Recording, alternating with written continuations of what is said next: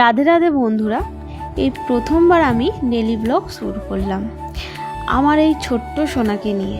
তো বন্ধুরা, শুরু করা যাক।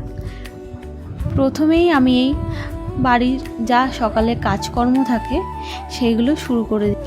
তোমরা তো জানোই বাড়ির মহিলাদের সকালে কত রকম কাজ থাকে। তো যাই হোক, এবার ছেলের জামা কাপড়, স্কুলে যাওয়ার জন্য জামা কাপড় রেডি করলাম। তারপরে খাইয়ে দাইয়ে ছেলেকে স্কুলে পাঠিয়ে দিলাম। তো ছেলে দেখতেই পাচ্ছ লাইক করে দিল।